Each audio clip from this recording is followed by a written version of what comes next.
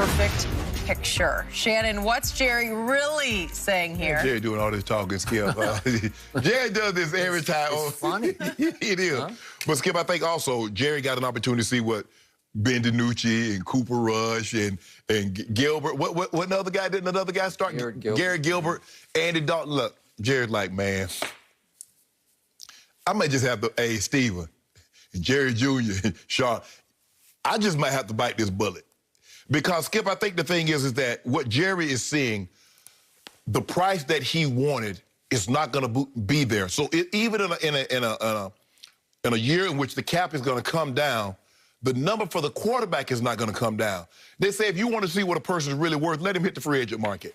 And Jerry knows if Dak hits the free agent market, Skip, it's over. He'll lose a bidding war.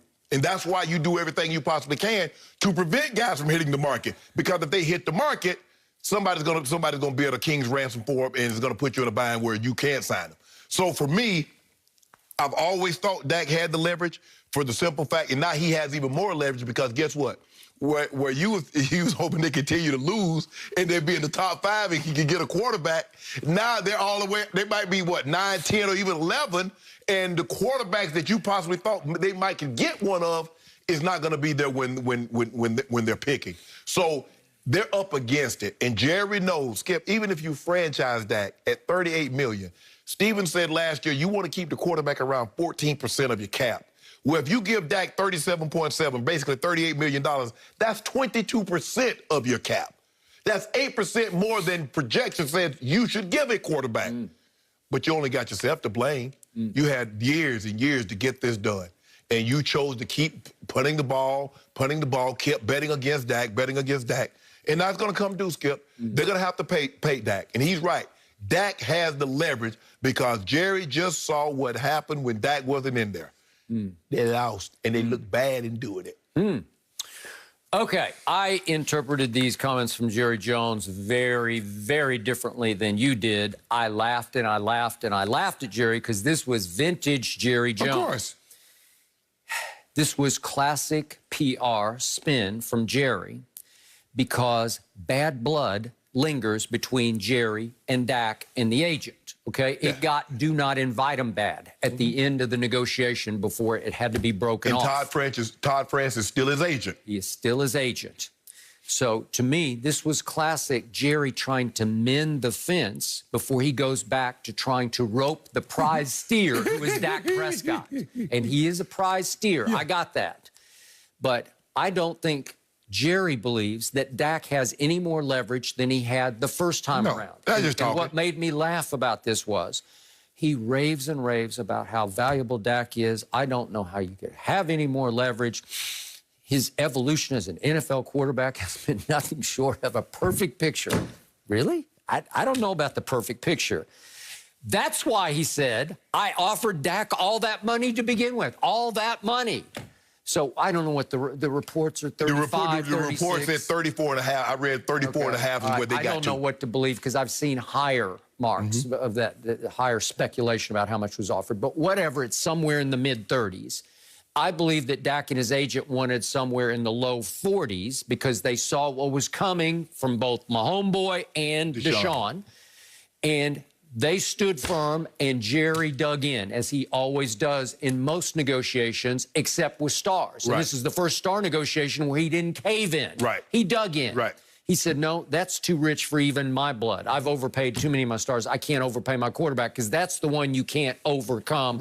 See Eagles, see Rams. Okay.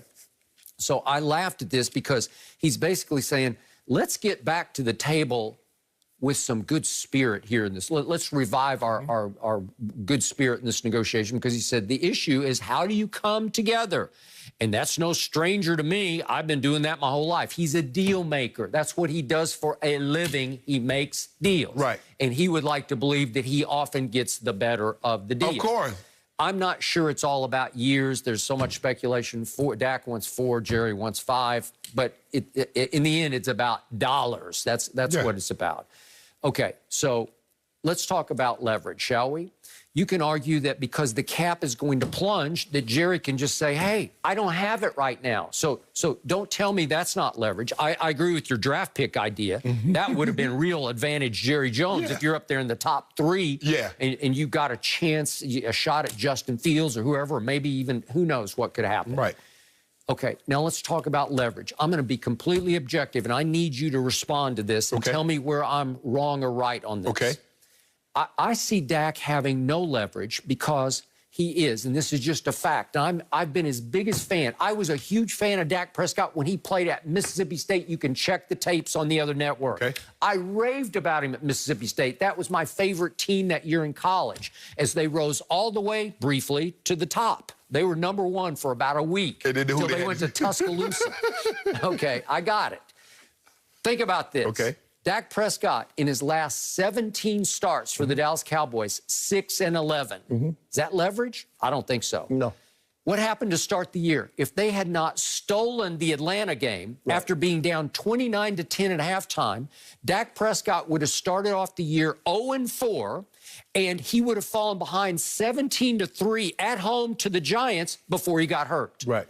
Okay, help me out. So he was on his way to maybe being even 0-5 to start the year. Is that leverage? That's not leverage, but what you told me, Dak said was Skip. When I heard you talking, you said it was the defense. You said it was Rod Marinelli and Jason I Garrett. got it, but what do you always come back at me with? Yeah. Dallas get the ball? Yes. Yeah, they got the ball. Yes. Okay, what did we see last year? I don't want to beat this because it's a way dead horse from last year, but what did we see Dak do on offense last year? He did get the ball in these road games. At New Orleans, the offense scored 10. At New England, the offense scored 9. At Philly, in the game of the year, do or die, sink or swim, make or break, 9 points. Okay, 10, 9, and 9. And remember what happened at home against Green Bay last year? They fell behind 31-3. Did Dak get the football a few times? Yeah, he did. At Jets, they fell behind 21-3. You're rooting yourself hoarse up in Denver for the Jets to win that game, and they hung on and won it 24-22.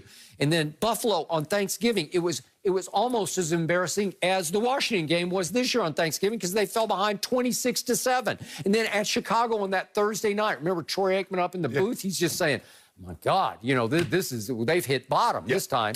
Well, they fell behind 24-7 to the Bears, to Mitchell Trubisky's Bears. The question is, Skip, if you let Dak go, are you ready? Or do you believe if they let Dak go, are they going to rebuild, or they going full steam ahead? Okay, I got it, and it's a great question, and I agree. It's like you're stuck. Yes. Just the way the Eagles and Rams are stuck in different ways.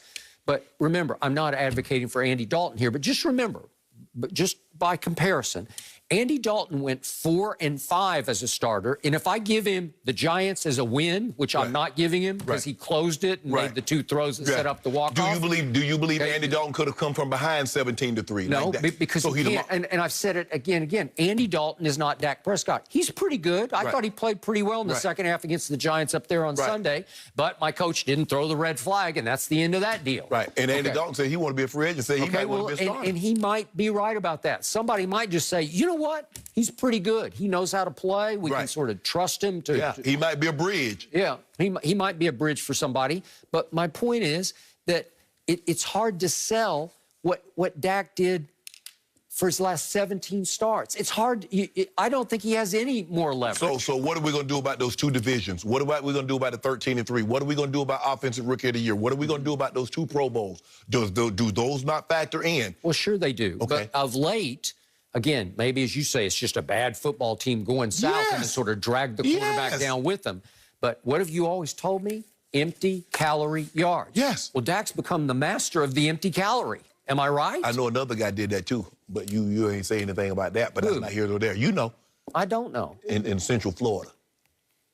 Central Florida? Yeah. Oh, you mean the GOAT? Yeah. Well, he is the GOAT. He the empty calorie king. And Pro Football Focus says he was the 2nd best quarterback in pro football, and we're going to talk about that in just a few minutes here on this show. But anyway, Skip, I just think the thing is, although Jerry, look, we know Jerry says a lot of things and to get people attention and talk about it. Jerry doesn't believe that Dak has the leverage. But I do believe Dak has the leverage because Jerry, Skip, this is the 2nd year in a row they've missed the playoffs now. Now, they look bad this year. Now, think about what's affecting Jerry is that networks are now flexing them out.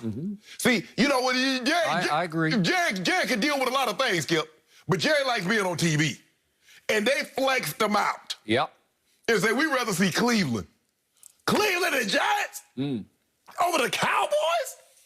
I just think we're headed for a second tag. Yes, I agree. What is it, 38? $38 million. Okay, $38 million. It's a lot of money. Yes. What'd you say, 20-some% of the cap? 22%. 22% of the cap. I'm afraid that's where we're headed, and Jerry's going to sit back and say, show me. I need to see more. And how much was the so you're going to play 38 and 31 because he made 31 this year. Yep. That's $69 million. Now, if you franchise him again next year, that's $54 million. He's not going to do that. So that's 3, carry the 1. That's $123 million. Okay, well, what you could have done, what you could have done is go ahead and just sign the man and pay the man the money. Skip, what you do is you go to him early. That's what teams normally do. Say, look, I'm going to give you some security, but you got to work with me.